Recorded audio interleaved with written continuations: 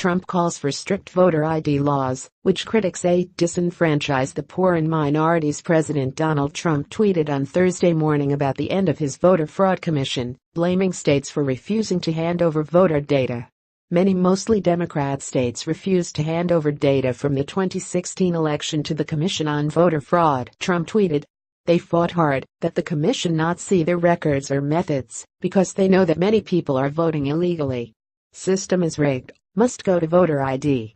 As Americans, you need identification, sometimes in a very strong and accurate form, for almost everything you do, except when it comes to the most important thing, voting for the people that run your country. Push hard for voter identification." Trump on Wednesday ended his investigation into voter fraud, which he has repeatedly claimed without evidence is the reason Hillary Clinton won the popular vote in the 2016 presidential election. A statement from the White House on Wednesday maintained the view that voter fraud was a problem. It said, despite substantial evidence of voter fraud, many states have refused to provide the Presidential Advisory Commission on Election Integrity with basic information relevant to its inquiry. Rather than engage in endless legal battles at taxpayer expense, today President Donald J. Trump signed an executive order to dissolve the commission and have asked the Department of Homeland Security to review these issues and determine next courses of action. Trump has never demonstrated that millions of people voted illegally, as he has often claimed. Clinton won the popular vote by nearly 3 million.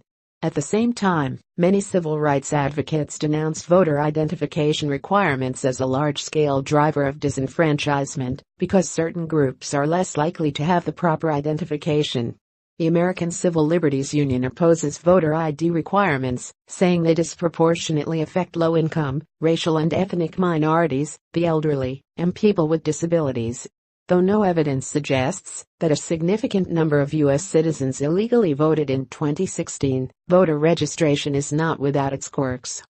While Trump was denouncing the suspected illegal voting during the early days of his presidency, it came out that several members of his family were registered to vote in 2 states, something he promised to investigate. Other civic duties, like jury duty, do require identification from participants.